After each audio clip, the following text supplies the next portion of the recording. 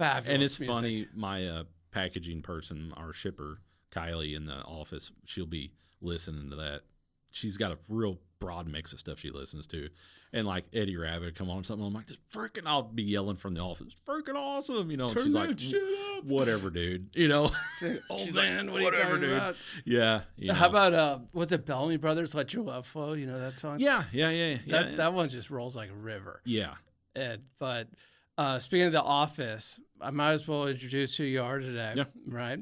Jared Cochran from Speed Fabrication. Yeah.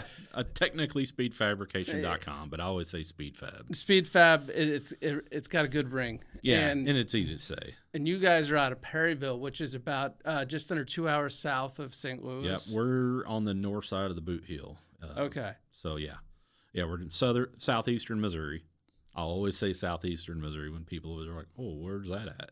Is that by St. Louis? Well, we're a little farther south, you know. Yeah. Technically towards the Boot Heel. So, yeah. Boot Heel, and that's down near Cape. Yeah, Cape Girardeau is just north or south of us, St. Louis north of us, so we're in between. And so tell me, what does Speed Fab do? So Speed Fabrication started as a hobby in my garage. Okay. And what was that hobby? So that hobby was basically in 2015, me and my son built a CNC plasma table. And I was going back to I was trying to find a hobby business that I could get back into, you know. Mm-hmm. And we went that route because I've been fabricating since I was probably 10, 11 years old. Was your old man doing stuff? My dad was an old school fabricator when I was little. And then he got out of it and went into like, you know, cable TV, and he retired as a lineman.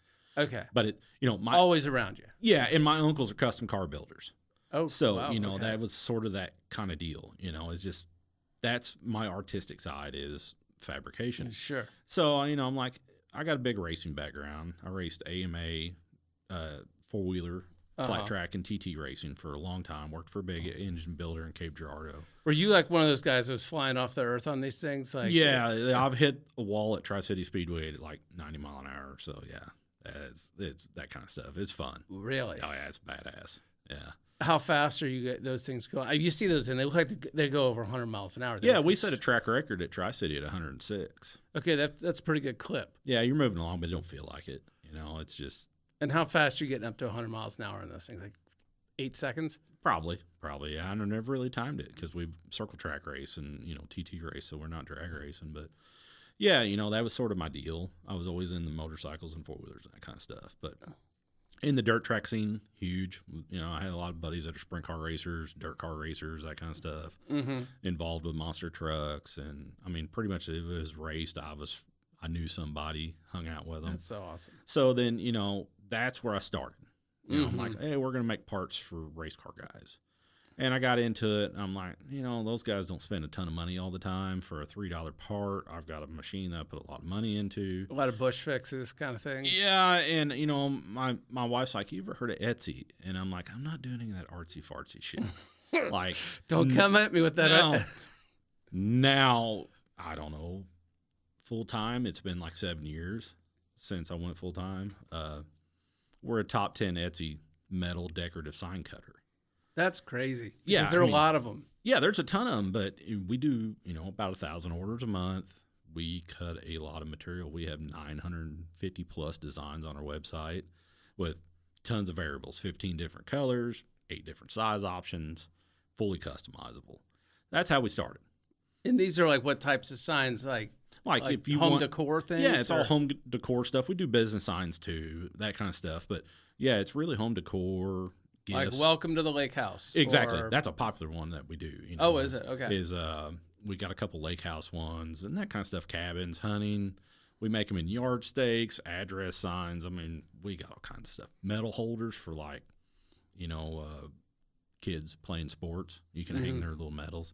Dude, I did a great TikTok skit one time like no that. Pressure, kids. We bought this thing to hang your medals on. I did a little thing on TikTok trying to advertise them before Christmas, and I'm like, hey, you know, Speed Fabrication, we make these metal holders. We make them for a shelf for the kids that have, you know, their second place trophies to put them on and all that. And I just kept running with it, and everybody never caught it. Nobody caught that I said even if they're second place, you know, or loser, you know, participation trophy. Right. And my wife's like, you can't say that. And I'm like, Already did. it's history. Like, Yeah. if nobody catches it, that's the best snippet ever. Right. You know, because everybody talks about it, but nobody wants to actually say it out loud, you know, that Yeah. their kid's getting a participation trophy. So, yeah, we make them with a shelf so you can put that on it. Yeah. I mean, know. you got to have something to put up there. Yeah. Well, I feel like, we've got kids, they're pretty young. They're 10 and 8, 2 boys. And Yeah. I feel like they're phasing out, at least in I the hope leagues so. they're in, they're phasing out the participation trophies. I hope so. Which I I mean, think you've is got to be a fabulous. loser once in a while to learn where you screwed up. Yeah. Plain Well, and simple. You got to fail to grow. You have to. And it's also a way to teach them, like, you got to work for shit. Yeah, I mean, legit. Some kids are really good at sports. Some kids are not. Yeah. I was not good at sports, and I'll say it. I sucked at it. Yeah. Whatever. I don't Doesn't care. matter. I was good at other stuff. I mean, there are all walks of life, right? Yeah, And yeah. Everybody's got their niche. everyone really, that's just a fact. Yeah. I mean, don't take the kid that's like extremely book smart, like everybody would call a dork, and make him play basketball. Yeah. Or out hitting the sled. Like, He's not going to get a college scholarship off playing 8th grade basketball. Don't push him. yeah. You know, I remember my son's basketball coach. They were state level parochial school basketball team. They won state the year before. My son was 8th grade. And his coach is like, I know this isn't your niche, but I know you're here for practice for football. You know, my son's as big as I am. He's 6'3", 300-pound, big Yeah. old boy, you know. And he's like, I understand that you're not a basketball player. You're here playing with your buddies, your classmates, because there's only like 15 boys in the class. You know? Yeah.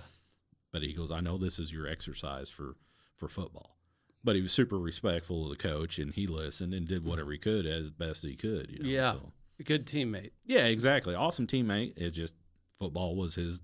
Once he figured it out, that was his baby. So Did he play through high school? yeah, Yeah. he loved it, and he coached after high school. Oh, So good. when he graduated, he came back and coached and loves it. And right now he's separating from that a little bit because we're growing our business some more. And then he's also a volunteer firefighter, Okay. and he's going to EMT school. And he's like, man, I really can't coach full time anymore. I'll do some part-time special team stuff or whatever, but I can't do full time. There comes that time where you kind of got to choose. Well, and we're Like, so freaking busy. I'm like, you dude, I see, can't. I got my Yeah. fire helmet up there and did that stuff, and I loved it. But Yep. done. But, And I told him, I'm like, you can't be a full-time coach right now. We're so freaking busy. I can't have you leaving in the morning and in the afternoon. We got to get some stuff done. So pulling us back, so you start making signs. So your wife comes like, hey, we can make these signs on Etsy. yeah, so we started as like a part-time hobby, right? I was doing 60 hours in the sign sales. And what was your mentality at that point? Were you just like, well, fuck it, we'll give it a whirl? Yeah, And- so we designed like 10 different designs, and I was designing them, figuring out how to learn use graphic software. I had absolutely no CAD experience really, yeah. but I knew how to design stuff enough to be able to cut I can it. figure this out. Yeah, so I just learned. Like I consumed lots of YouTube videos, learning, all the time.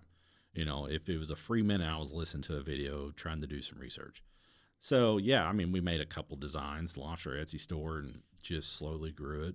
We were doing like 60 orders a month, thought we were shitting in high cotton, Right. and working 60, 70 hours a week and, on that job besides our main jobs.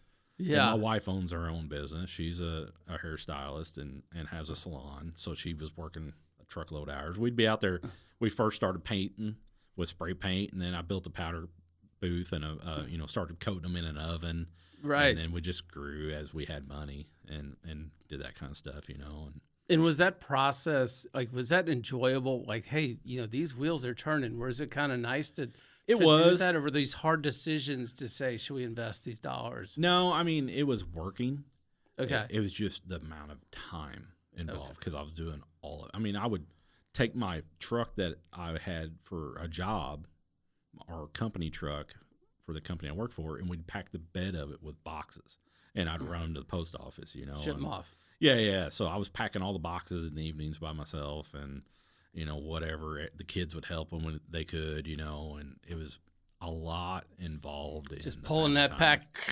Yeah, and using huge boxes at the time, wasting space, and just a true learning curve because I had no idea about that kind of stuff. But yeah, so it grew, and COVID was extremely good to us. Well, tell me about that. So, during COVID and when all that went down, my wife was, they shut everybody down, right? And my wife comes home and she's crying. She's like, what are we going to do? I'm like, as long as UPS or USPS picks up and FedEx, we're working, right? And at the time of COVID, I had myself, my designer working full-time from her house because her husband was sick with cancer at the time. So I'm like, you can work from home. You don't need to be here, especially in my garage shop at the time. Right. I had hired Kylie, our shipper now. She just got out of college, and she come work for us. So she's in the shop with me. I'm powder coating, I'm cutting, I'm sanding, Mailing. She's packaging, and I mean, just dirty, nasty kind of stuff. And when all that went down, my wife's like, hey, we got, everybody's getting their check, right? Their COVID checks. She's like, why don't we turn the marketing up on Etsy since we got a little bit of free money and just see what it does? And dude, it just took off like a rocket. Really? 864% in revenue growth in 1 year.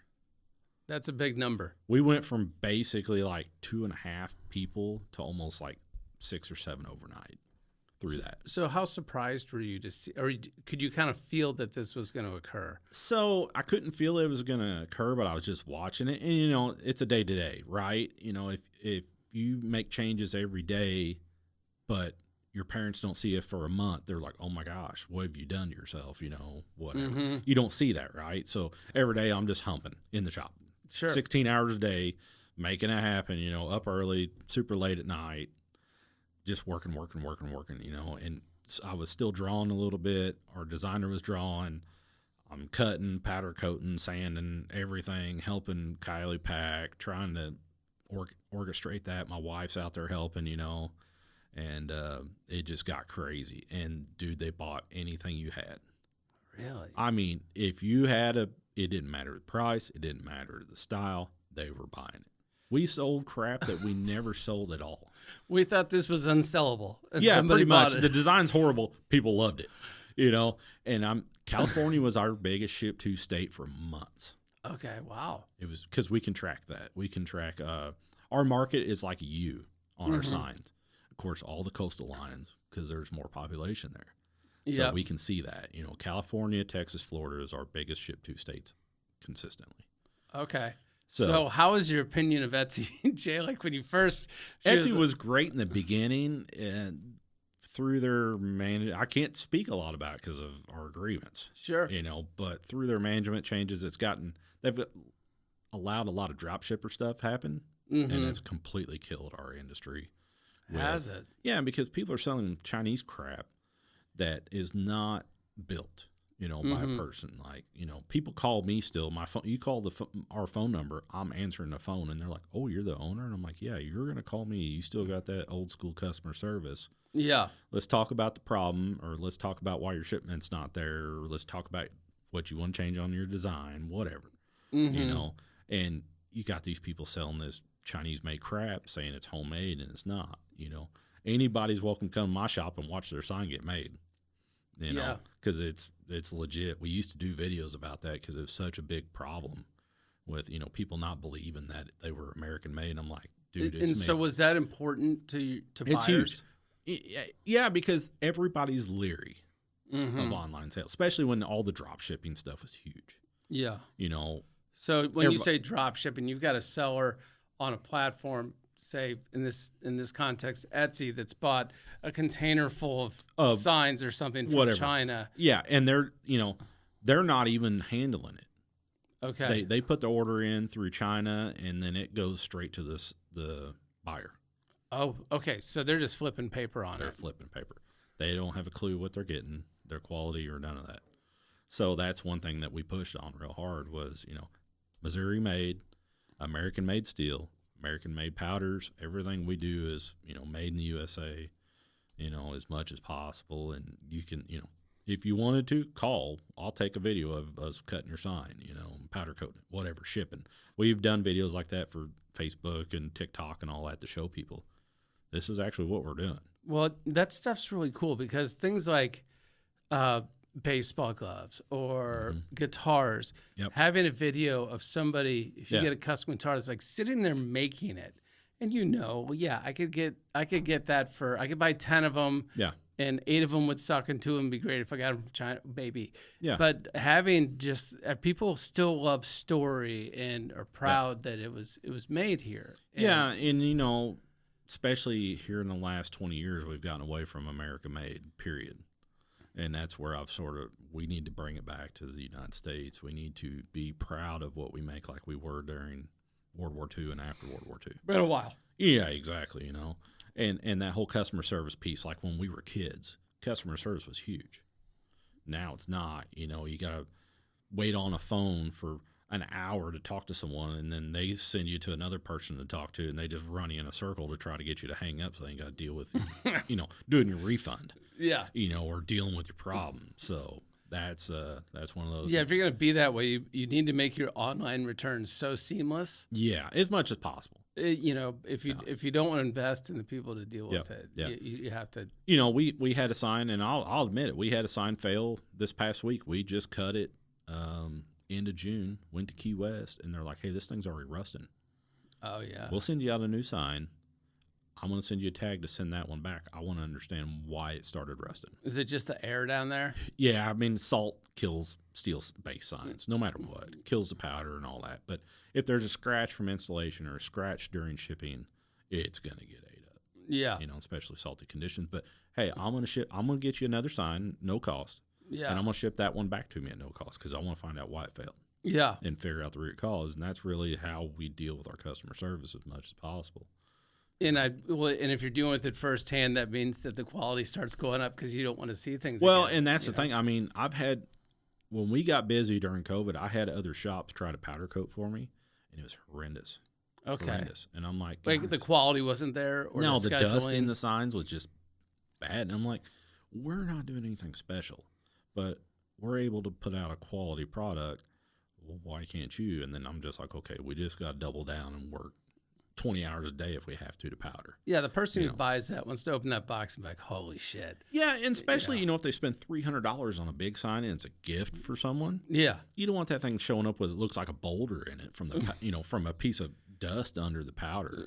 Right. Or a big ass scratch through it from where it got drug across the table or the sander or whatever and then got powdered and nobody caught it. Yeah. We still struggle with that every day, with steel that comes in that's got pits or whatever. We sand everything prior to powder coating and prep it, but still you have issues. So, yeah. I mean, it's only in general going to be as good as the base material. Yeah. And I mean, we've even went in and welded stuff up, and ground it back down and I'll recut it. I mean, you can go to our scrap dumpster and you'll see brand new cut signs that had a crappy piece of metal on the backside, had big scratches on them. We just pitch it and recut it. And you guys get into doing backlights on these and things like that? We do sometimes. We used to, but man, it's freaking hard to compete with other companies. There's a couple big Chinese and Vietnamese-based companies that sell them for next to nothing. It's a lot of labor time. It is. And getting people that don't all pay it. Yeah. So a lot of times we're just like, hey, here's the kit that you can buy from Amazon, the backlight it, do it yourself. That way, if there's a failure, it ain't coming back on us, and then we're dealing with general home decor, unless you're talking like the man cave, Yeah. generally they don't want something backlit. They want something that's kind of blending into the decor. Well, and there's a whole structure to that, right? Because I've had people buy 10-inch signs, and I'm like, don't put that on a 12-foot wall, with nothing on it. And I've had people call, and they're like, hey, we've got send me a picture. Just because the scale's way off? Yeah, I've had people, call and ask questions like that, and I'm like, send me a picture. And we'll put your sign on your actual wall and size it. And they're like, really, you can do that? And same thing with backlighting, They're like, well, I want to backlight this sign. Do you have an outlet on the wall? No. Okay. You're going to have to go with a battery-powered one. They're not as bright. Yeah, it's in a foot-powered sign. Just be prepared. If you don't have an outlet up high or an outlet somewhere close so you can hide the cord, this is what you're going to deal with. Yeah. So, and people don't know that otherwise. Right, so they're expecting, what they see online that's been filtered and, covered up to where it looks perfect, and the thing ain't lit from outer space. Right. So yeah, there's a lot to it. We don't have like the solar panel. Signs here. Those suck so bad. Have you had experience with those? Yeah, I did some commercial ones that just they kicked my ass. In what way? Like just not enough power. Okay. So that was the problem. It was just I had massive panels on. The batteries were just getting ate up, and it was just one of those things. I shouldn't have took on the job, but I did, and now I know not to ever do it again. Yeah. So, well, I don't know enough to talk about that, but they work great on calculators and other things. But they're badass for that. But maybe other applications they're not as. It's calculating loads and all that stuff, and then you get it somewhere and it's nothing but trees around it. And I'm like, really? You want this solar powered, but you got trees all the way around it. The thing gets sun like 1 hour a day.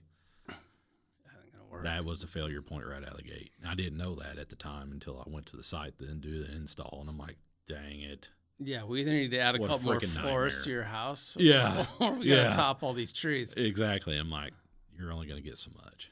Yeah. Sorry about your luck. Yeah. I'm like, bury some power. It'd be easier. It'd be done. Yeah. So you guys are going in Etsy, and you're still cutting. We're still in Etsy. In Etsy. And then Speed Fab, what other sorts of things do you guys get into? So as we grew, of course, we worked out of my home shop. We added 3 times to it. Okay. I had bought a laser 2019 from the guy that did my CNC controls the second time for my plasma table. I ran that thing off a 400 horse hospital backup generator. Had this Did the hospital know? Yeah. I had this massive generator in my back behind my shop running like 20 hours a day. Thing ate freaking diesel fuel like nobody's business because I didn't have 3-phase. And I didn't like using a phase converter to convert the single phase to 3-phase. So I bought this big ass generator on auction for next to nothing, set it back there, and just fed it diesel fuel nonstop. Cranking. That sucker'd be out there running to like midnight. I knew when the guys left because I'd be laying in bed and hear the generator shut off. Yeah. And I'm like, okay, well, Nick's done cutting, or whoever's out there running and is done cutting, So it's sort of crazy, Like I live in a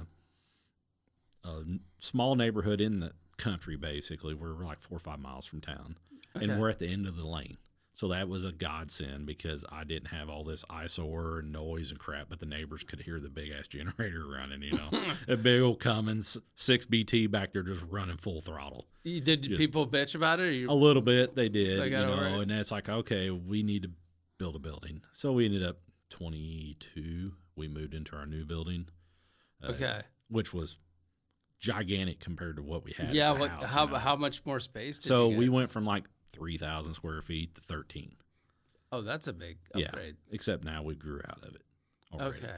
But as we go, it was great. I mean, I had my little laser table in there and my press brake and my powder system, and I had a wide-ass open building otherwise, But now you've got it filled up. Yeah, I engineered it prior to building it with all the equipment I knew I was wanting to buy.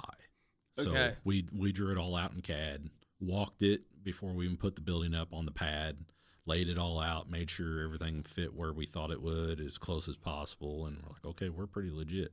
Forgot about material storage. I was going to just ask you stock. Pretty hardcore. Yeah. Especially with our tube laser. That's a big problem with as much as we run through it. So you've had to sacrifice quite a bit of floor space for shelving and so forth. Yeah, and sheet stock, because now we stock probably 30 different types of material, a handful of each. So yeah, we got material everywhere, trying to organize it all the time and stay on. I gotta build a sheet rack, but I need like 3 of them probably. And then just dealing with it. So yeah, coming back as we grew, come back because everybody's like, well, he's got a tube laser, what's he doing? So as we grew, I went back to my manufacturing roots. Okay. So, I came up as a fabricator, pipe fitter, did all that kind of stuff, out in the field. And then I went into industrial maintenance. Okay. So I was industrial maintenance at a car manufacturing plant, industrial maintenance, a big cement plant, the highest capacity cement plant in the world at the time. I think it still holds the record. Heavy industrial. Yeah. Electrician was what I eventually got into, was heavy industrial electrician kind of stuff, big 3-phase power, maintenance, that kind of stuff. Got the opportunity to get out of that as a electrical supply distributor. I was a store manager, so I did that for about a year, grew that business, and then that's when I was growing our business part-time. And I went to the owner. It's a local company, a St. Louis-based company. I went to the owner. I'm like, hey, I I don't want to give up what I built down here and all the customer connections I made, but I want to go part-time to start building my business. And he said, I'll call you back. And later that afternoon, he called back. He said, we're done. I said, sounds great. Thank you for the opportunity. Yeah. And at least it was clear. I was on the way home in my company truck, that I had to bring back the next day. And You're like, so should I turn around? And no, I'm like, I ain't got a vehicle. I called my wife. I'm like, hey, babe, time to turn this shit up because I'm out of a job. And you talk about freak out mode. Right. Total on freak her out end mode. or your end or both? Yes. Just all yeses. Because I was, a little bit into it. I wasn't really trying to build it slowly. Well, then it goes from zero to hero kind of situation, right? Like, hey, I was making good money. This is just a fun hobby. Oh, shit, now I got to make money with this thing or go get a job. Right. And so I was doing some electrical quoting for another big contractor while I was building this up, But went back to my manufacturing roots. As we grew, I picked up one customer, not a St. Louis based company, but they have a branch here. A friend of mine was involved in it, and he got me into manufacturing some parts for him. So I'm like, cool, I'm going to get into this. We're going to grow this some more. So even back then when I was working from my house, I was already going into the government sector, getting all the crap set up for doing government contracting. Because I knew once I grew, that would be a niche of our market too, would be, Okay. So that's a lifetime in itself getting set up to do government contract work. It is. It's atrocious how bad it is. And even senators and congressmen tell you how bad it is. They're like, yeah, our system sucks. I'm like, yeah, it sucks real bad.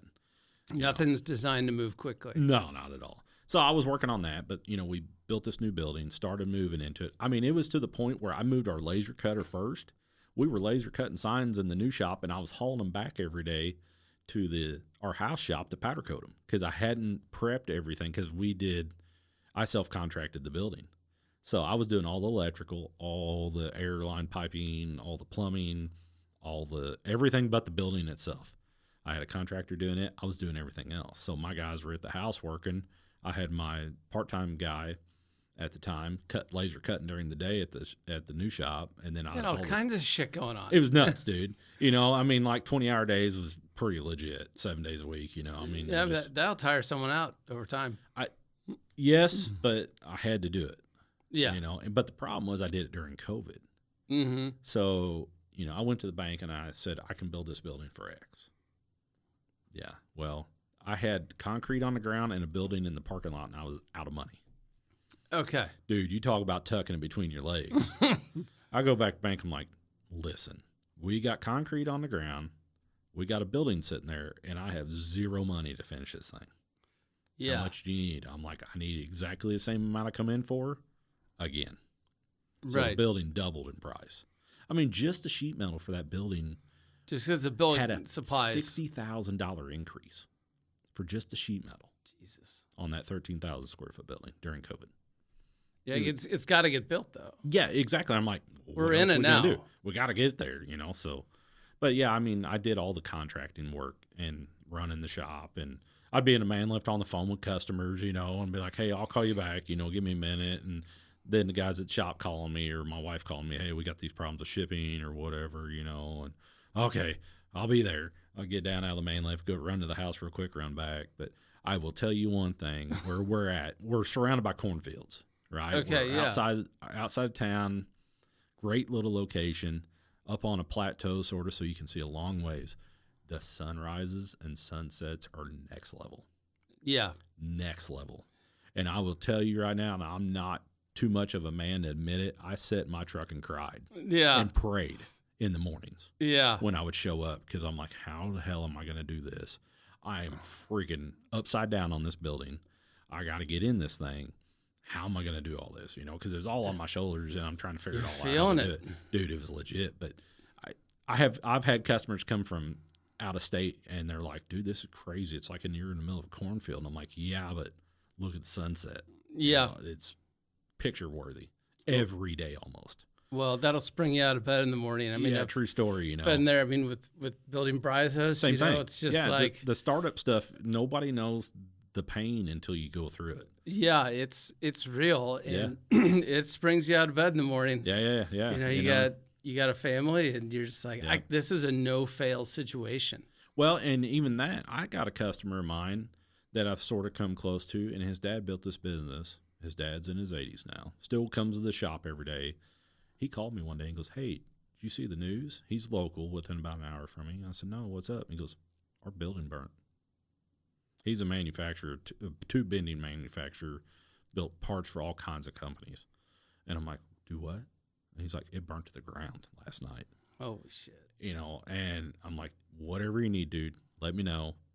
If you need somebody just to cry on, Right. have a beer and cry, let me know. If you need help with your insurance, I've been through fires and stuff with the other companies I work for, let me know." But you don't know that, level of ownership. I'm like, "Dude, I feel bad for your dad. He built that company from the ground up. I understand, you're second generation." I'm like, it's crazy to even think, Yeah, of that's all that. devastating. You had 30 or 40 employees. Now you have 0 overnight.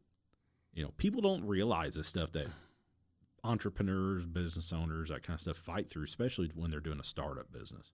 Yeah. And it's crazy, all the stuff you got to worry about, and some people don't realize that battle. It is the most ridiculous game of whack-a-mole. It's like playing 10 of them at the same time. Oh my gosh, dude. I told somebody the other day, they're like, "It's feast or famine." I'm like, "I'm going to punch you in the mouth." How about that? I'm sick of hearing it. I just want a little bit of stability. I don't want all this, up and down roller coaster crap. So, yeah, that's I guess the beautiful thing of Etsy's and so forth. Yeah, is that you have these channels that you can use. Correct. Yeah. That what do you do if there's not an Etsy that gives you all this reach? Yeah. And that's how we started. 99% of our business was online. Now it's completely swapped, but we still bid online. So people are like, "How do you find all this crazy work?" I'm like, "I bid it online."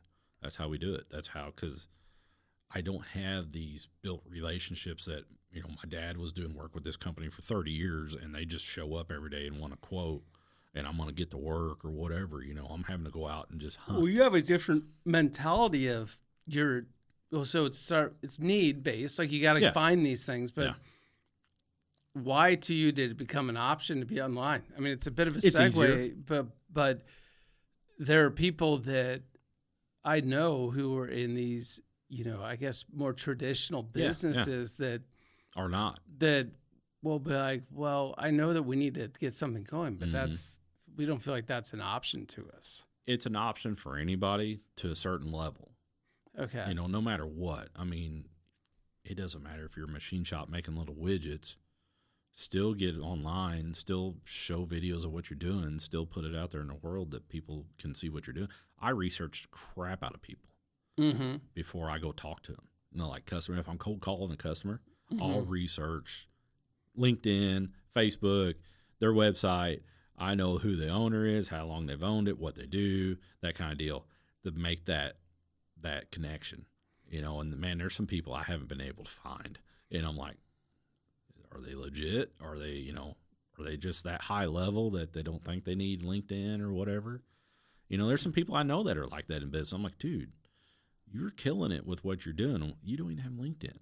But right. Whatever, it's their prerogative. But yeah, I've always been technology based, no matter what. And I think that comes out of some of the automation stuff that I was dealing with in the automotive and, industrial electrician stuff. Everything's automated as much as possible. So do you feel like that's a really important piece in a general sense, a segue into, because I'm going to ask you, what do you see ultimately as how, digital and more traditional supply chains are converging, and I would say have converged in many instances. So what do you see that looking like? Or do you think that people or companies are really going to have to start taking this seriously because the buyers as more frictionless options become available?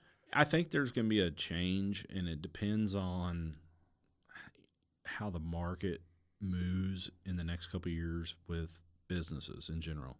But yeah, it's got to be faster. Faster, and we talked about this earlier off camera, and I'm like, I send quotes out to 8 different suppliers. There's sometimes I'm like, "Dude, where's this quote at from so-and-so?" from Larry. Oh, no. Well, I'll call my rep. I'm like, hey, how come we haven't got oh, he's on vacation. Dude, I got to quote this today.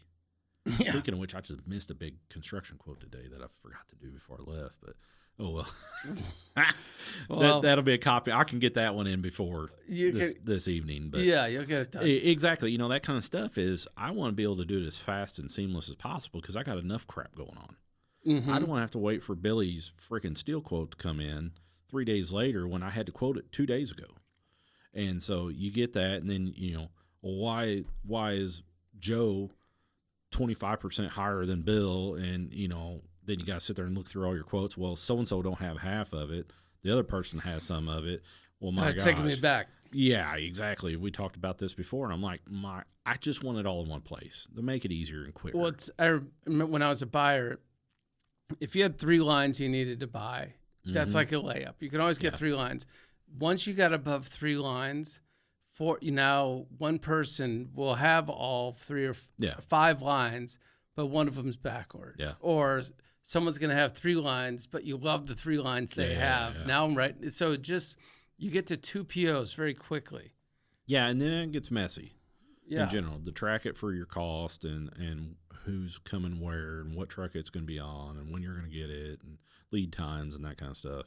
You know, because there's days we cycle up and we can cut, you know, we'll get an order for 20, 30,000 pounds of plate and we'll just start blasting through it, you know, that week. I want it there tomorrow if I can, if not 2 days from now, so we can just get going. Yeah. You know, we got table time. Let's make it happen, you know, as fast as possible. So how did Speed Fab and Bryzos meet each other? You know, I don't even remember. Okay. I know I talked to Lee, and I don't know if it was at an event. I can't. Was it Fab Tech? It wasn't Fab Tech. No, because I talked to some other people at Fab Tech, but I think it was prior to that. It may have been part of our Bi-State Fabricators Association. Okay. That's local to the St. Louis area. I think he reached out to me whenever I joined that, possibly. And then we had some conversations, and we tested it. It was when you guys first came out. We tested a little bit, did some beta testing, you know, and I'm like, okay, it's sort of, they structured off how everybody else quote steel. I don't quote steel like all the company. I don't want to see all that crap, you know, like plate, PL. I just want to put 5/8, you know, and whatever. So we sort of worked on a little bit, worked with Lee a little bit, and then we sort of just faded away from it. Sure. And then I just come back to it here recently with fighting with vendors on them trying to get into the technology age of actually being able to figure out how their stuff's working, and went back. I reached back out to Lee. I'm like, hey, dude, I want to try you guys out again. Give it a shot, you know. So we put some POs in. It's quick, you know. Yeah. I mean, it's fast. We can, if we got a quote come in, we can quote it, you know, within an hour usually, or faster, depending on what kind of drawings we get. And that's the other thing that drives me freaking nuts. People, I call machine shops or whatever, and they're like, oh, send me a PDF. I'm like, dude, we use 3D models all the time. Why can't you do that? Like, why do I have to send you a paper PDF for you to quote my? You can send me a 3D model, and I'm going to be able to quote it, like, within an hour. I'm knocking that thing in to a flat pattern and figuring it all out, and we're quoting that out. So that's part of that technology thing we talked about before, is people changing.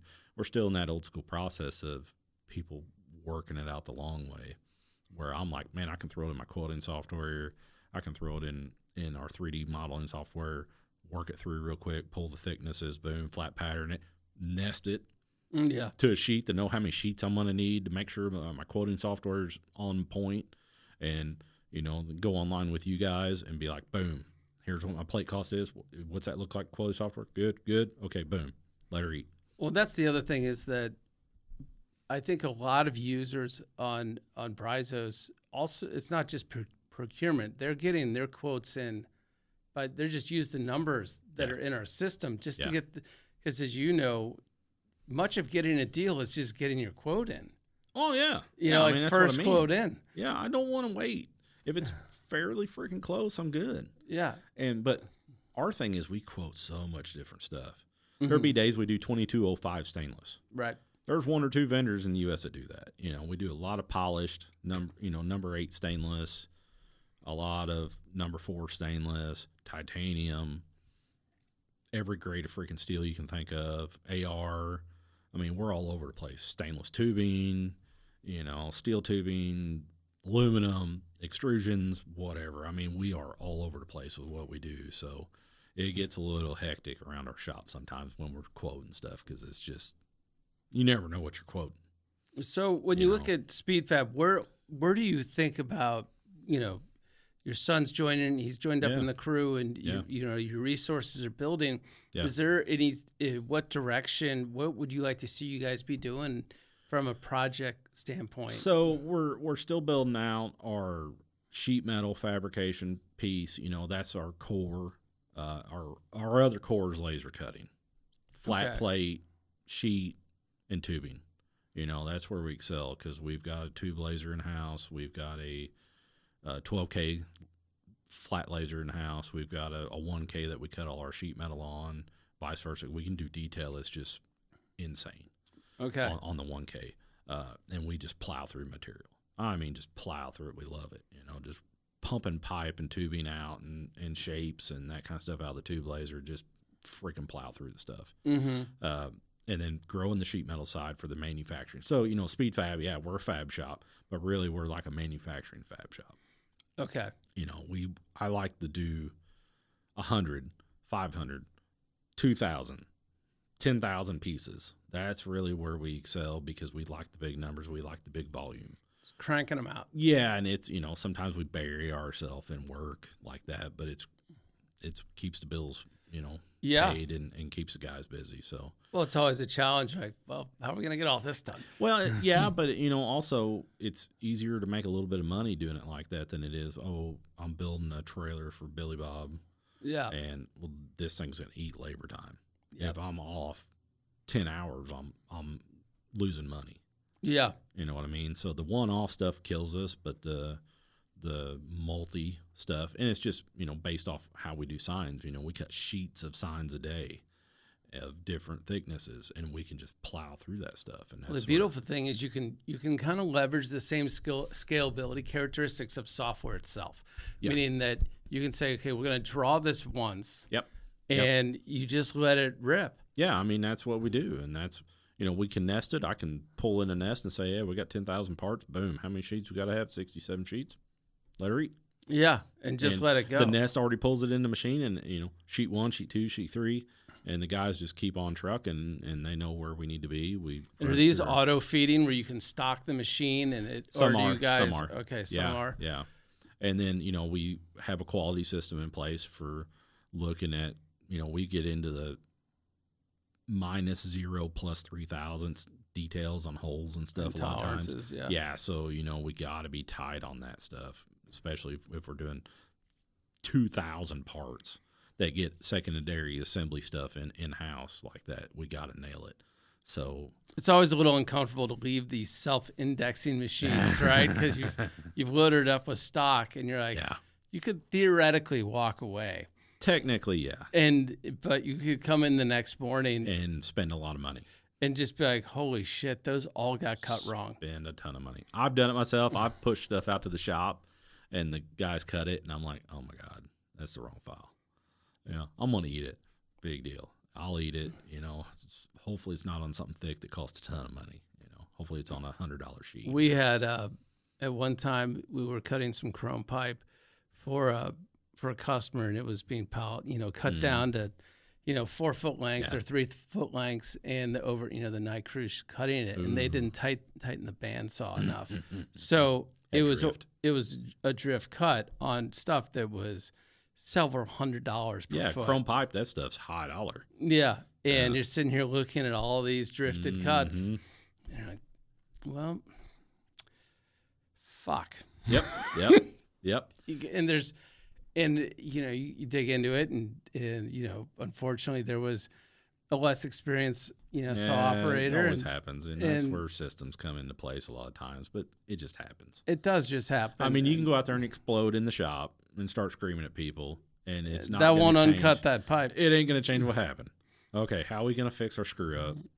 Can we turn it on the lathe and cut it square and not lose the tolerance? Can we just kind of scrap it and eat it? Whatever. Yeah, I mean, eventually it will get sold. Yeah. Worst case scenario, and you just gotta take it on the chin and recut the order. Yeah, exactly. And just be really bummed that it happened. But I agree with you going down and, unless it was just like gross negligence. Then you're just kind of like, well, we're in this together. Yeah, so. Correct. I mean, it is what it is. You got to work through it and figure it out. We've had a lot of it. It's a systems issue.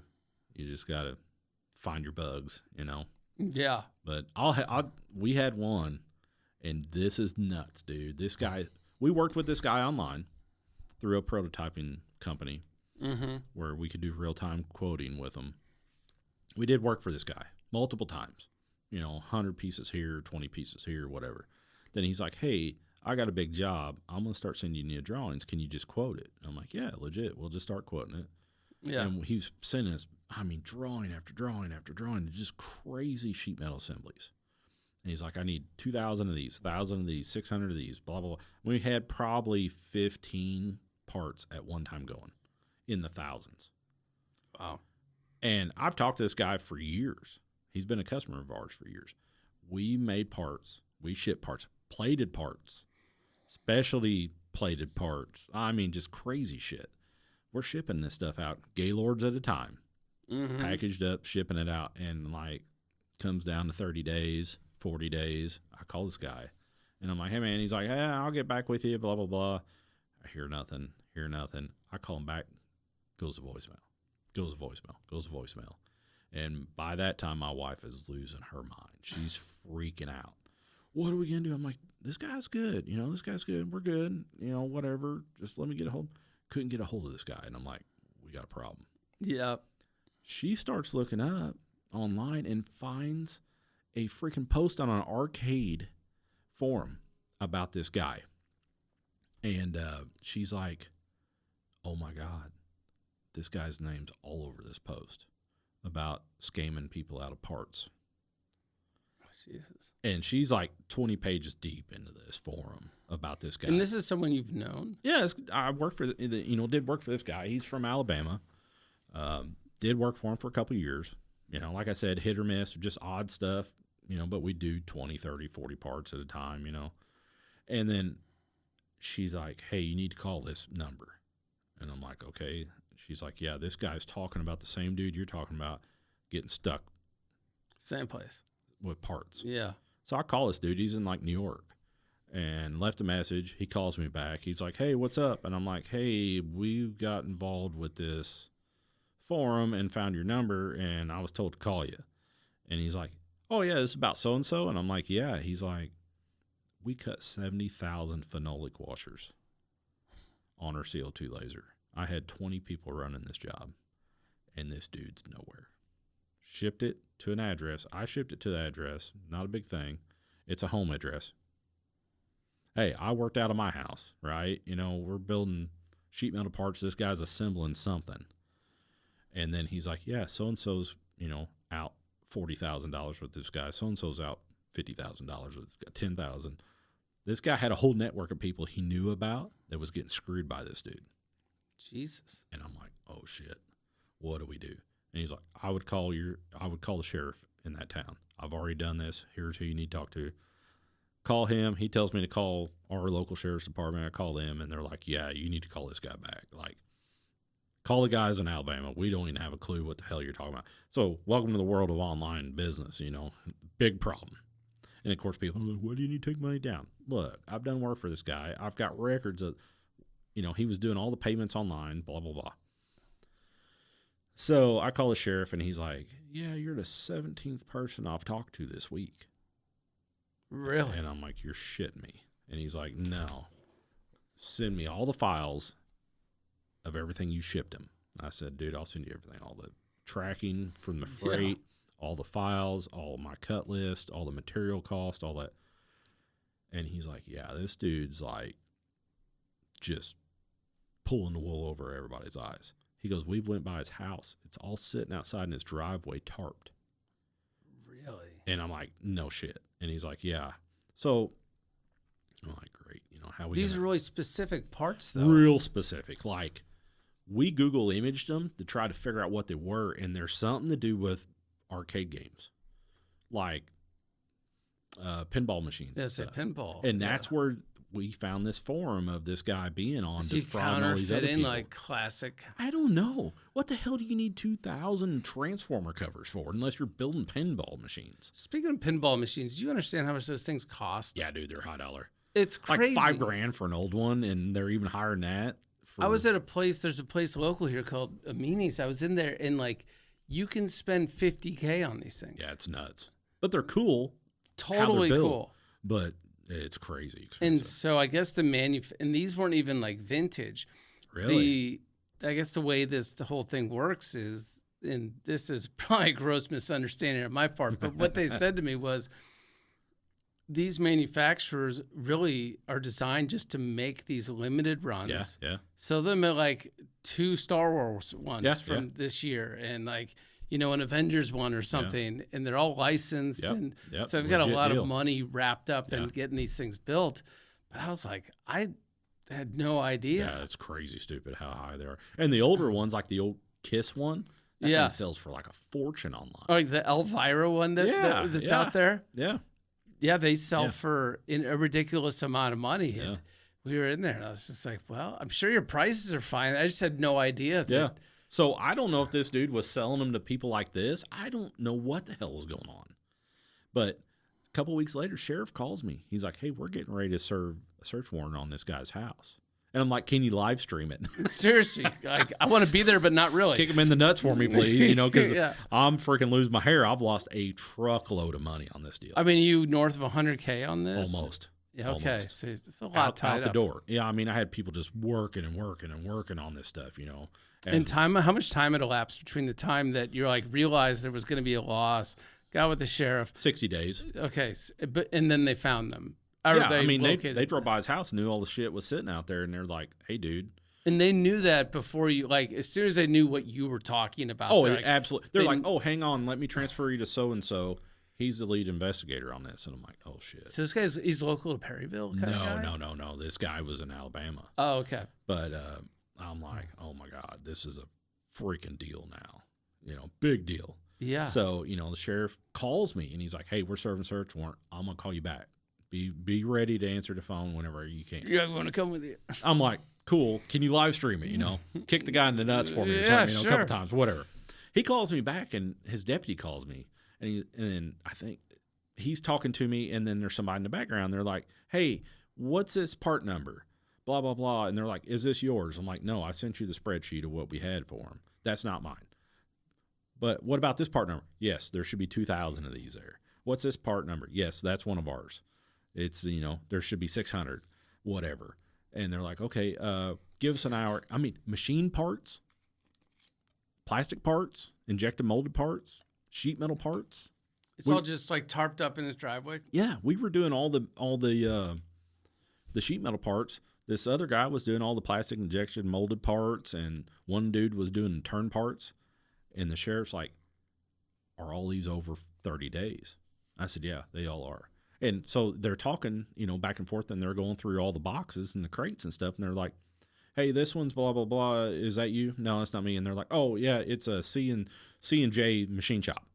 Is he over 30? Nope. Tough shit. Like, that wasn't considered part of the fraud. Because the net terms weren't up yet. Yeah, which is crazy to even think. But, like, I feel like we have reason to believe he's not going to pay this. This dude's got a full garage full of shit. 2-car garage is packed full of crates of parts, plus his driveway.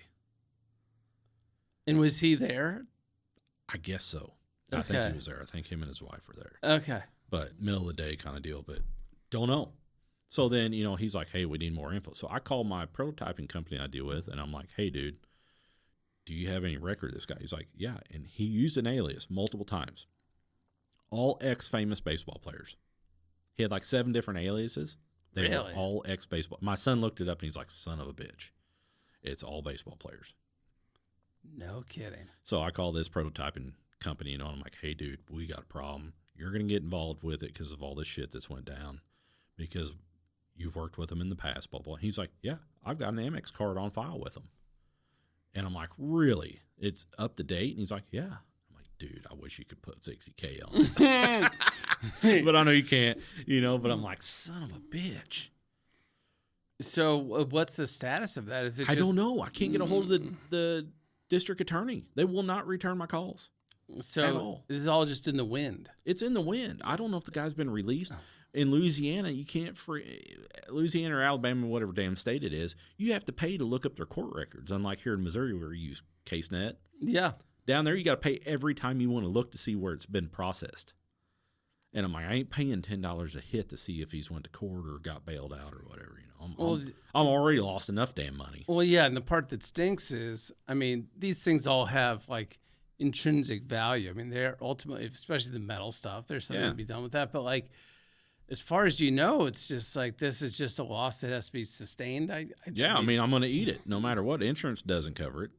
Right. So, and this dude is probably, I think they said like $700,000 on parts that he was sitting on. Mostly bought on net terms, I guess. Yeah, all on net terms. Jesus. Yeah. So that's a new one. That's bullshit. It's crazy, ain't it? So welcome to the world of online sales, unfortunately. There's a lot of shit that goes on. I mean, the other problem is that, I mean, you're one of how many vendors in that stack sitting in the garage? 20, 30? So how are they going to like... I don't know. What's the order of people getting paid back? At the time, I was the highest, and I know they said there was some guy from California that was even higher than me. He was like $70K, something like that. I wonder if the dude's crazy and he just has no idea, or I don't know if he got over his head. Was trying to pitch this and build these out, and it was just he was going at way too big a scale, too quick, and just couldn't get all the parts put together. I don't know. I have no idea. But it's real specific, and it's, you know, like we were making transformer mount brackets for a pinball machine.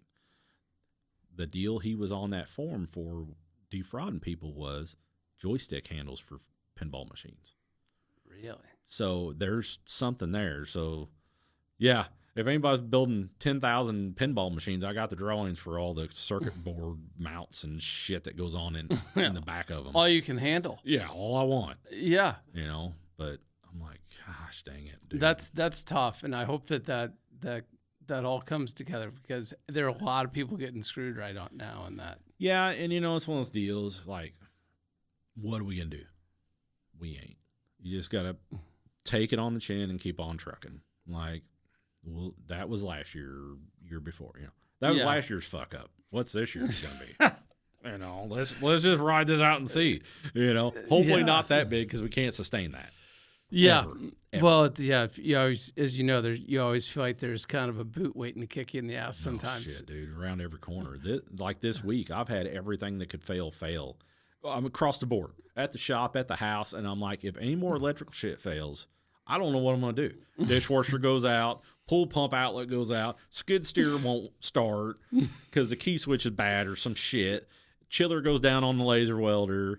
The freaking air compressor fan falls apart. And I'm like, I know there's something else I'm missing that I had to fix, you know, and I'm like, dude. That's like when shit gets so bad, you're just like, I realize that I'm being tested right now. Yeah. And I'm not falling for it. And I'm not far from losing my shit. Getting real close. I mean, it come to the point where my wife's like, what do you want to do with the dishwasher? We paid a fortune for it. I'm like, I'm getting rid of the dishes. The spare parts for it cost more than a new one.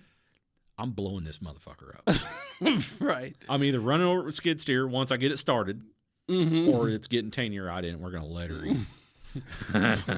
We're gonna Knowing my luck, it'll shoot a piece of stainless back at me and like cut my ear off or something, you know.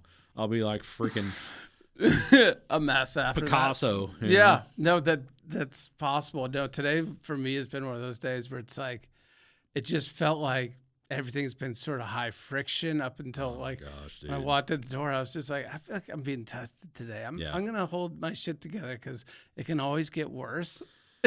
Yeah, it does. But man, when it gets worse, you're like, okay, how much more worse is it gonna get? Yeah, those points do occur. God, I know you're testing me, but it's getting to the level now that I might go postal on It's not my fault. You tested the wrong person.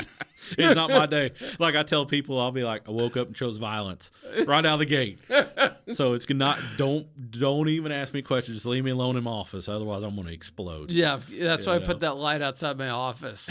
It's like not ready for company yet. That's a great idea. I'm going to have to get one. Yes, like not ready for people. Yeah, I'm not there yet. Yeah, I'll snap out of it. Yeah, I've had customers call me, and luckily they're friends of mine, but they'll call me give me shit about something. I'm like, listen here. I ain't putting up this shit today. I don't care if you go to somebody else. You can kiss my ass. Yeah. The bullshit I got to deal with that you're asking for anyways, I'm not screwing with it. I'm losing money on this show. Yeah. You know, kiss my ass. You know what? Just forget about it. I ain't making any more shit for you. This is a favor I wish I'd stopped doing about it a year ago. Yeah, exactly. And they're like, we'll call you back. You're in a shitty mood, aren't you? You're like, yeah, maybe. I'm knee deep into a massive failure. I'm not dealing with your dumbass request right now. Just I'll be back at you. Let's pump the brakes. Let me preemptively apologize because I'm about to fucking bite your head off. Yeah, I'm fixing to explode. So let me turn it slightly. So you were involved in outside of Speed Fab with the different organizations around and governing bodies and so forth. We've always been involved with giving back to the community. Mm-hmm. You know, my wife coaches volleyball. We do a lot of stuff for the schools, you know, if they call and, hey, we need help, or fish fries, pancake breakfast, that kind of stuff, you know, stuff with our church. And then I got involved in the backside. I got involved with NFIB, which is the National Federation of Independent Businesses. Okay. I got involved with them, and then they're like, man, you got a cool story. Would you want to help us do some lobbying work? And I'm like, whatever. You know, my son's big into that, into government stuff. So he's like, heck yeah, let's do it. You know, you do it. You need to do it. You know, I'm like, you can talk to anybody. Cool, I'll do it. So we're getting involved in that. I've been to D.C. a couple times working on stuff for small business, you know, like the 199A tax budget or tax cut that everybody's talked about. That's part of that big, beautiful bill and all that, you know. Went and talked to the congressmen and senators about that and made my path around D.C. and did some commercials for them and podcasts for them and that kind of stuff. So got involved in that heavily. I'm on their Missouri Leadership Council. Okay. And so we deal with state and federal business issues, you know. In Missouri right now, Prop A is a huge one. That's just been a freaking nightmare, ups and downs and everything that's going on. So I won't say which way I sway on that one because I may get my house burnt down on that deal. It's been pretty ugly on on the governor's post on Facebook and stuff because it's shit's getting real. It's nutty. So do you enjoy sort of more of this, I guess, political side of, or, you know, lobbying and you know, it's different and it's fun to get involved in, and it's just part of, like, you know, doing my piece as a small business owner and, you know, wanting to bring the U.S. back to the greatness that we had, you know, before we were born, you know, cool stuff. So that's what I preach a lot about is, you know, bam, you know, we got to do this. We got to make manufacturing stronger in the United States. We got to bring it back home, that kind of stuff. So, yeah, I'm involved in that. I'm involved with a class at our local high school that we launched last year called CEO, creating entrepreneur opportunities. Okay. So it's a structured class to basically we interview kids. They apply. They get interviewed to be part of this CEO program. And it's to bring up entrepreneurs and intrapreneurs. So, you know, they get taught. They don't get taught in a classroom, technically. They're out touring businesses. We got 38 businesses, I think, in our community that sponsor the whole thing. Wow. The teachers paid by the sponsorships of the companies in our local county. Really? That paid for it. Yeah. That sounds like a great program. It's ran through the public school. They have a public school teacher. She also does accounting and some other stuff, but she's the teacher for this class. But, like, I go in and speak about social media and online market stuff and anything else they want to ask. You know, we get people that come in that are lawyers or accountants. They talk about stuff that they do.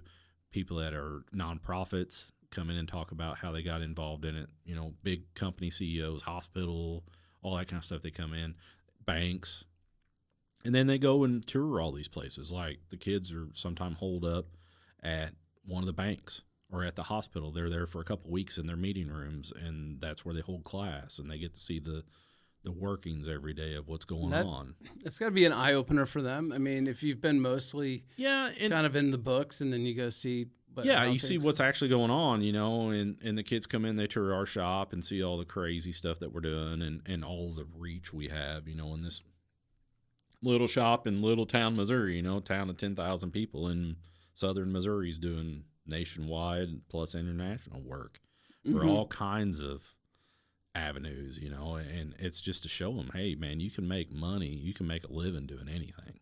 Yeah. Don't go down that rabbit hole of, oh, I just got to do this, you know. Man, there's opportunities everywhere. There really is. And I was talking to, who was I just talking about this? But you see people being successful in, like, the best clown in the world makes like $5 million a year. Or it doesn't matter. You just get good at your craft, whatever it is. And one thing and get going. I was talking with somebody the other day about this. The dynamic of manufacturing in the United States is changing. It's not the General Electrics and the Boeings anymore. They can't keep people. Mm-hmm. We're getting boutique, I hate to say it, but boutique people like me. Mm-hmm. Small shops that do a lot of volume of certain things, and there's lots and lots of these guys doing that now. You know, they're getting fed up with the corporate bullshit. You know, like, oh, you were 1 minute late. You know, you do that 3 times, you're getting fired. I don't care, dude. Yeah. Like, you're lucky I showed up today in a good mood, you know. Yeah. Or, you know, whatever. Oh, you only get 2 weeks of vacation, but, you know, you can't take off, you know, for an hour to take your kid to school for their first day. You got to take off 4 hours or 8 hours or some dumb shit, you know. Yeah. And all that corporate it's like, guys, bullcrap. I'll get my shit done, okay? Give me you know, some people you got to have those directions for. Other people that are go-getters, man, just let them roll. You know, let them keep trucking and go. Mm-hmm. So a lot of that, people are tired of that crap. So, you know, a lot of guys, engineers and that. I got a friend that's an engineer that was a mine engineer, and he got fed up with it. He raises grass-fed cattle. And he went. And he's on TikTok every day showing his cattle, walking in the field and talking to them, and, you know, hey, you know, I'm so-and-so with this, and we're He's probably loving it. And freaking loving, and that's the thing. And he's like, dude, you inspired me because you did your own thing and made it work. And so he quit his, you know, he was a mine engineer, manager kind of deal at a big company local to us, and he's out there walking with his cattle. Good for him. Yeah, it's cool, you know, and you can make money doing that kind of stuff. You got to do it the right way, and that's where the CEO deal come in. You know, mm-hmm. Like, nobody tells you all the shit you're going to go through. It's like a secret. Dude, I'm not getting in Bryzos' business. Mm-hmm. I want to be a fabricator, or I want to do this. But share your experiences with me of the bad, the good, and the ugly, you know? I mean, it's all the same. Everybody deals with the same crap. It is. It's regardless of what you're doing, it's going to be roughly the same series of things that occur. And it's, you know, let's get your business set up legally correctly. Like start there and then just you're going to have this problem. You're going to have this problem. Don't pay for this marketing because it doesn't make any sense, you know, or whatever. Don't waste your money here. Maybe go this route because whatever you're doing. What do you think are the, you know, having talked with that group and your own experiences and the other people you talk to, for people who are going to start a business, what are the top 3 attributes? Because it can be any personality types. Yeah. But what are the kind of attributes or the like if you say, look, you've got to be this, and this to get through being an entrepreneur. And for example, like I think the right blend of urgency and patience. True. And you'll see some real high level guys, man, they are fired up all the time. Like mm-hmm. They're running 120 mile an hour backwards all the time, just, you know, getting it. Mm-hmm. And then you got other people who's like me, I look at it both ways. I'm like, yeah, we need to make this product or we need to develop this. This is a niche that we're missing in the market, but I need to do the research and see what the market cap is on it. And then we got to get ready to launch it, you know, and you sort of take your time and work a system out. You have to believe in what you're going to sell or what you're going to make, whatever you're going to do. Whatever you can do. If you don't believe in it, that you can do it and do it to the highest level possible, you're failing right out of the gate. It won't sustain you. No, and I mean, there's a lot of dynamics. A lot of dynamics to look at.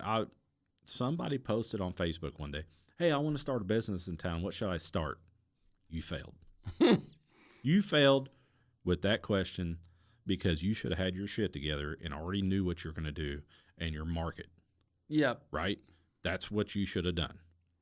Asking the public on some Facebook forum for the local town, you know, dude, what's your skill set? What are you good at? What do you know? I'm not going to tell somebody that doesn't know how to cook to open a steakhouse. Right. Now they may be able to make it happen, but they better have their shit together. Yeah, you got to put in the work to make that happen. I mean, you got to get the right crew together and all that, but it is going to be an uphill battle backwards all day long. All day long. But, having a drive, believing in what you're doing, that's really all you need. Yeah. And then, everything comes with it. The connections, with people, talking with people. When I was coming up, I had to go out to the bank. I needed a line of credit.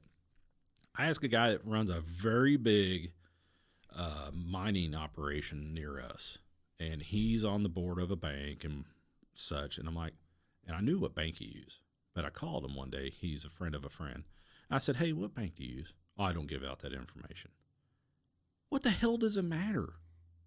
Right. If I can't make the loan, you got to make certain check marks to get a loan anyways. What's it matter that you told me to go use this bank? You're on the freaking board of it. You should have been like, yeah, I use this bank. Here's who you need to talk to. Hopefully we can get something going for you. Yeah. And that's something that they're not approving the loan. No shit. I mean, I just got put on a board of directors for our local bank, and they come to me and they're like, hey, we would like to have you on here because you have a different, outlook. You look at a lot of different stuff that nobody else is used to. You got a different business plan, different business models, all that. And I'm like, absolutely. And when I talk to people, I'm like, hey, check our bank out, come over, give it a shot, talk to so-and-so and so-and-so. They did great for me. I've been to all the other banks in town. I've had those bank presidents at my shop when I was at the house. Yep. And I thought I was going to have to sign Mason's birth certificate over to my son right. and my daughter, Molly. I thought I was going to have to sign their birth certificates over to get the paperwork started with some of these banks. I'm like, no, I don't want that shit. No, if you can work with me, I'm going to work with you, and we're going to make this grow.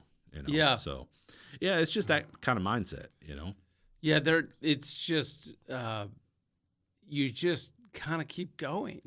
Yeah, but you got to know where you're going. Yeah, and you got to cash flow it, bootstrap it.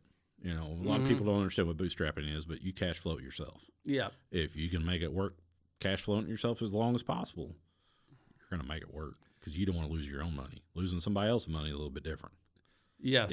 Especially if you don't, I never put my house on a loan. A lot of people do it. I'm like, I'm not building a business with my house on the loan.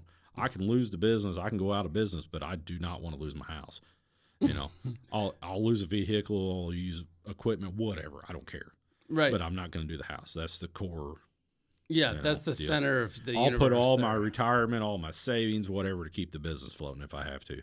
But I got to at least have one thing that keeps the family feeling safe, No, you do. 100%. Yeah. And, there's so many ways to do that now as far as getting business out of the gate, which is the government probably more than ever is doing grants and things like that. And that's hard, and that's another thing is having the willpower. Like if you're going to go down this road and you believe you can do it, you got to just keep grinding. You're going to get kicked in the nuts all the time. So you just got to keep grinding. Man, you're going to hit roadblocks that just look like mountain faces. Work around them. Talk to people. I tell my CEO students that I mentor, I'm like, God gave you 2 ears and 1 mouth. Use it accordingly, right? Yeah. Ask a question and shut up and listen. Because people will tell you anything you want to know if you are respectful to them and you ask them questions about what they're involved in. Man, I've learned all my stuff like that. I had a tool and die maker at the automotive company I worked at teach me how to do 2D drawings. I'm like, hey, I want to learn how to run a CNC mill, and I want to learn how to draw this part. Can you show me? We worked at it all the time. That's how I learned. Yeah. Back when I was racing, I would go talk. Yeah, back when I was racing, I'd go talk to the old guys. I'd be like, hey, I'm struggling with this. What have you seen? And they're like, oh yeah, 20 years ago I ran into the same problem or whatever. Yeah, people love teaching, and the old school guys are awesome to talk to because man, they've seen some shit. Oh yeah, and there's a lot of stuff that's going on nowadays with some of these big schools that are pushing out trade people that drive me absolutely freaking nuts. And the old guys will teach you stuff that you will never learn in those schools, and it's shit that you'll find in the real world. And right? It's like, hey, I've had people say to me, well, how are we going to fix this? I don't know. We'll go to bed and the little maintenance gnomes will come out and fix this shit. Right. Or fix the problem, whatever. No. Get your ass back in there and we're going to grind on this thing until we cannot get away any farther or it's going to freaking work. right? You know, I was running my laser welder this weekend off of a garden hose because the chiller's down. Mm-hmm. Cold ass well water works great for a chiller. Laser welder works. Let's get back to production. Yeah, I think, and that's in business in general. You know, when you're doing the startup, you're going to have problems like that. You're going to have to work through them. You're going to have to figure out the roadmap to make 100%. And it sounds sort of wrong, but don't overthink this. Yeah. Like, just keep going. We're not launching the space shuttle, guys. We are freaking making a widget, or we're beating a pin in a hole. Yeah. I mean, come on. And so it's just, I've said it a million times, like, don't think, just do. Yeah. And a lot of times you understand the spirit of what I'm saying. Yeah, and step back and take a break. Mm-hmm. And dude, it comes to you every time. Every freaking time you walk away from it and you're like, oh shit, and back at it. I don't think I've ever had a good idea sitting at my desk. No, hell no. You're always like, oh my God, I hate my life. Yeah. I'm staring at 4 computer screens.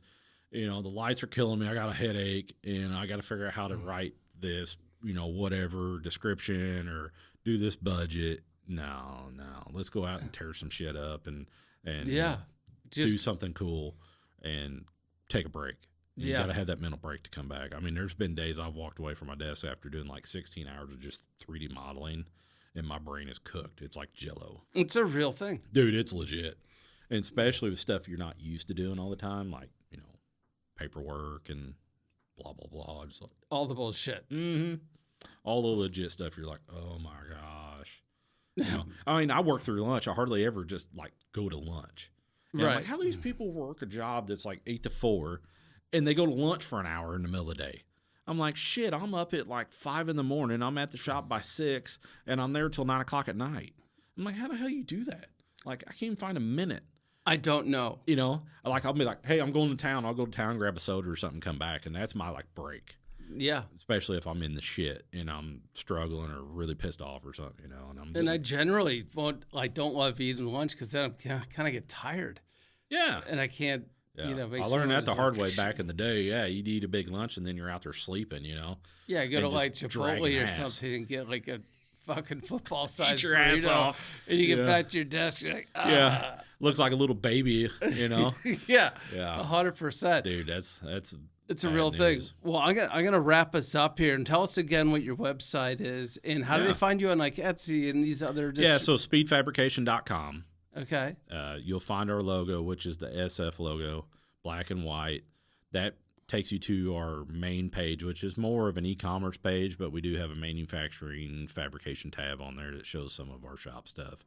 We're on Facebook, Twitter, Snapchat, Instagram, TikTok, all the places those under Speed Fabrication. I mean, you find us. We're on all the social media platforms. We've been on it forever, so you can find us there. You know, we're omni-channel, so we got an Amazon store, eBay store, our website, and our Etsy store is all Speed Fabrications. Well, that's awesome. Well, thank you for coming in today. Yeah, it's been fun chatting with you. Yeah, well, I wish we kind of got some of the previous chat in here that we had before we came in because we were. I was off the rails there for a little bit. Well, that's all right. No, I think we covered a lot of ground. I don't want to bring some of the people we were talking about into it because I don't want to hurt their feelings, but it was fun. No, well, thank you very much, and we'll talk soon. Yeah, thanks. Appreciate it. Thank you.